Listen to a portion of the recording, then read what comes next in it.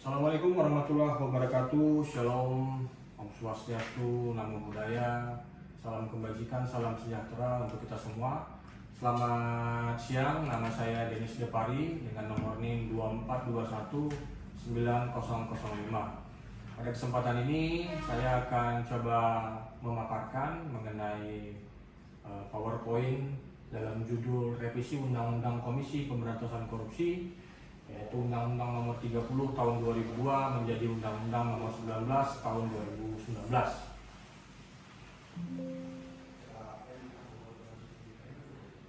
Sebagaimana yang kita ketahui dalam hukum bernegara, tepatnya teorinya Max Weber, itu mengatur adanya konstitusi, ya kan, dan juga mengatur adanya sistem ketatanegaraan. Sebagaimana konstitusi kita juga itu memuat tentang lembaga-lembaga negara dengan fungsi dan kekuasaan yang diatur secara jelas dengan batasan-batasan tertentu. Seperti yang kita ketahui, menurut konstitusi kita ada 3 cabang kekuasaan yang menurut teori trias politika, yaitu legislatif, contohnya DPR, MPR, DPD, kemudian eksekutif, presiden, wakil presiden. Kemudian ada yudikatif, Mahkamah Konstitusi, Mahkamah Agung, dan Komisi Yudisial.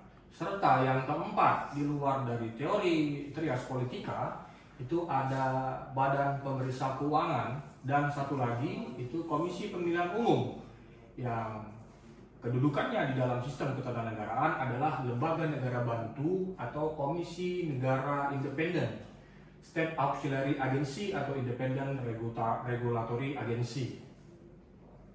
KPU, BPK, dan KPK yang kita bicarakan sebelum tahun 2019.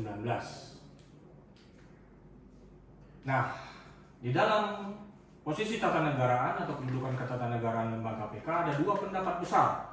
2 pendapat dalam tokoh besar, yaitu tokoh atau praktisi hukum tata negara, yaitu Profesor Mahfud MD dan Profesor Yusril Iza Mahendra, di mana Profesor Mahfud MD menyatakan dengan tegas dalam beberapa kesempatan bahwasanya Komisi Pemberantasan Korupsi dalam kedudukannya menurut hukum tata negara adalah kuasi yudikatif. Artinya KPK melaksanakan fungsi yang campuran dari kekuasaan kehakiman atau kekuasaan yudikatif. Hal itu bertolak belakang dengan pendapatnya Profesor Yusril Iza Mahendra yang menyatakan bahwasanya KPK dengan fungsi tugas dan kewenangannya adalah termasuk dalam rumpun eksekutif. Hal ini juga yang menjadi pemicu dalam undang-undang yang baru menyatakan dengan tegas dan jelas bahwasanya KPK termasuk dalam rumpun kekuasaan eksekutif, di mana diperkuat dengan adanya putusan Mahkamah Konstitusi nomor 36/PUU/12/2017. Artinya ada 2 yang menjadi pemicu, putusan MK dan pendapatnya Prof. Yusril. Nah, sesuai yang saya jelaskan sedikit di awal, Max Weber dalam teori bernegara itu menyatakan struktur administrasi atau organisasi yang sifatnya konkret, yang memiliki fungsi yang berbeda-beda, seperti peranan, jabatan, lembaga-lembaga yang semuanya mempunyai ketentuan dan batasan yang jelas dengan sifat permanen, kompleks, serta formal. Tatanan lembaga yang memiliki berbagai kepentingan yang berbeda-beda. Dalam teori trias politikanya Montesquieu yang termuat dalam buku The Spirit de Louis tahun 1748 mengemukakan 3 teori yang kita kenal bersama, yaitu ada legislatif yang berfungsi membentuk undang-undang, eksekutif sebagai pelaksana undang-undang, dan kekuasaan yudikatif yang menjalankan kekuasaan kehakiman. Menurut saya teori ini sudah sangat usang, dan hal ini juga sependapat atau dinyatakan dalam pendapat Bruce Ackerman bahwasanya tidak ada lagi stagnan, terdapat hanya dalam 3 atau 4 kekuasaan, melainkan 5 cabang kekuasaan. Atau Bruce Ackerman menyatakan dengan teorinya yang menyatakan New Separation Theory, atau cabang kekuasaan yang dimaksud adalah House of Representative, Senat, Presiden as a Chief Executive, Supreme Court, dan Independent Agency. Bruce Ackerman juga setuju dan menyatakan bahwasanya di dalam kekuasaan negara itu harus ada agensi independen atau kekuasaan lembaga negara bantu atau mandiri. Teori pembusuhan kekuasaan Montesquieu yang terdiri dari 3 cabang kekuasaan sudah sangat ketinggalan zaman dan tidak bisa menjadi solusi atas kompleksnya permasalahan ketatanegaraan modern. Pembentukan Komisi Negara Independen menurutnya merupakan bentuk ketidakmampuan teori trias politika dalam upaya menghentikan rezim totaliter dan atau otoritarianisme. Yang sudah saya jelaskan sebelumnya, putusan Mahkamah Konstitusi nomor 36 tahun 2017 ini yang pertama kali menyatakan bahwasannya KPK termasuk dalam kekuasaan atau rumpun kekuasaan eksekutif. Nah, sebelum 2017 sudah banyak judicial review yang dilakukan oleh orang per orang, lembaga atau yang mempunyai legal standing untuk menguji di Mahkamah Konstitusi.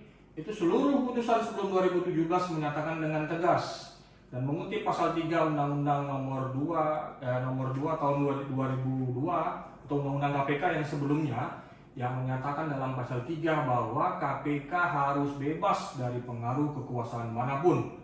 Artinya Komisi Negara KPK termasuk dalam Komisi Negara Independen. Hal inilah yang menjadi pemicu akibat tidak konsistennya Hakim Konstitusi dan menyatakan KPK termasuk dalam ranah kekuasaan eksekutif, lalu disambung oleh Prof. Yusril yang menyatakan KPK juga rumpun eksekutif, maka terbentuklah Undang-Undang nomor 19 tahun 2019 terkhusus perubahan posisi ketatanegaraan KPK. Apa yang menjadi atensi beberapa pihak, akademisi, pemerintah maupun para pegiat aktivis anti korupsi tentang Undang-Undang nomor 19 tahun 2019, salah satunya revisi tidak melalui proses perencanaan dalam prolegnas prioritas tahun 2019. Ya, dan kajian-kajiannya atau proses pembentukannya tertutup dan tidak partisipatif. Yang ketiga, melanggar asas pembentukan perundang-undangan yang baik. Dengan adanya Undang-Undang KPK di tahun 2019, berimplikasi KPK berada dalam rumpun kekuasaan eksekutif, mengakibatkan status pimpinan bukan lagi sebagai penyidik dan penuntut, peralihan status pegawai KPK menjadi aparatur sipil negara, ketidakjelasan posisi dan kewenangan Dewan Pengawas, serta mengakibatkan munculnya kontroversi pengaturan batas usia minimum pencalonan pimpinan KPK. Nah, ada banyak hal-hal yang menjadi sorotan akibat diundang-undangkannya Undang-Undang KPK yang terbaru. Kalau kita berbicara tentang politik hukum, artinya kita berbicara menurut Prof. Mahfud MD, kita berbicara tentang garis kebijakan atau arah kebijakan suatu negara, bagaimana menentukan arah tersebut untuk kedepannya. Secara sederhananya seperti itu. Jadi sebelum munculnya aturan undang KPK tahun 2019, artinya politik hukum negara kita dapat disimpulkan bahwasannya setuju bahwasannya KPK termasuk dalam Komisi Negara Independen. Tapi setelah diundang-undangkannya Undang-Undang KPK tahun 2019, arah politik atau polisi kita itu lebih menyetujui kalau KPK itu di bawah presiden, artinya masuk dalam rumpun kekuasaan eksekutif. Cita-cita tentang mandiri, kemandirian, cita-cita tentang independensi, bebas dari pengaruh kekuasaan manapun, akhirnya bisa dibilang luntur atau susah untuk diimplementasikan lagi karena posisi KPK yang sudah sangat tegas dinyatakan dalam rumpun kekuasaan eksekutif. Salah satunya menurut Transparansi Internasional memang tidak terlalu signifikan antara IPK, Indeks Prestasi Korupsi, itu dari 2012, 2014. Di sini memang dari 2014 ke 2019 mengalami peningkatan yang sangat luar biasa.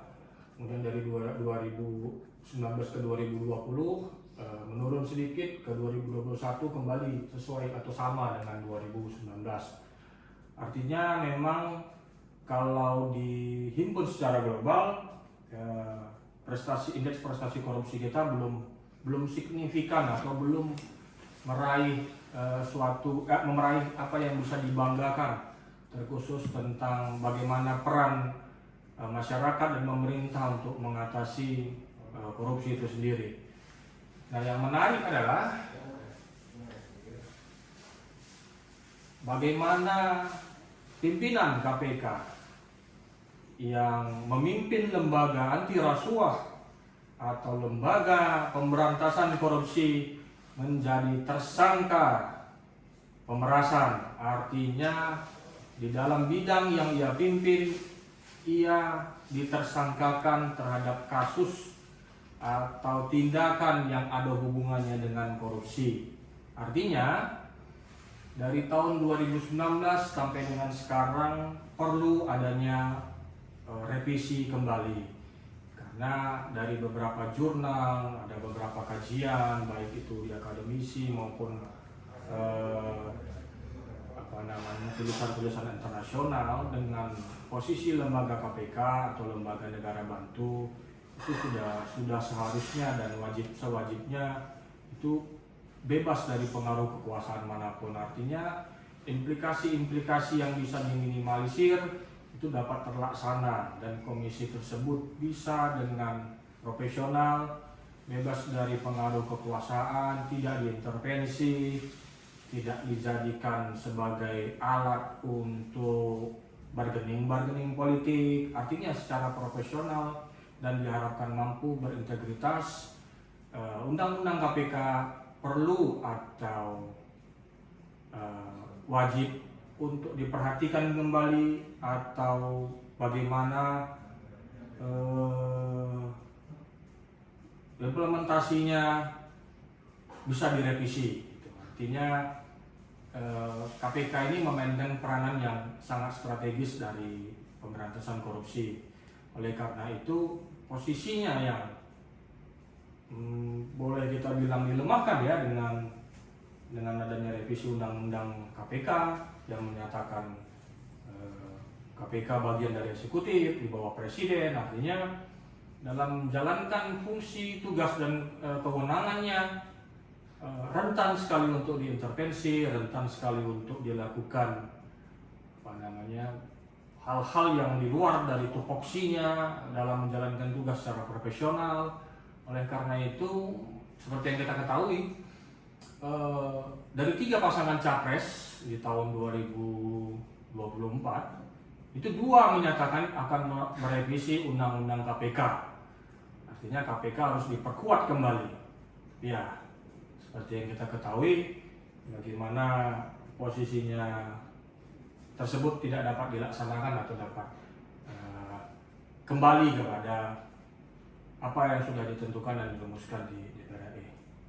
Baik, demikian sementara itu saja yang bisa saya sampaikan. Assalamualaikum warahmatullahi wabarakatuh. Selamat sore, salam sejahtera untuk kita semua. Terima kasih.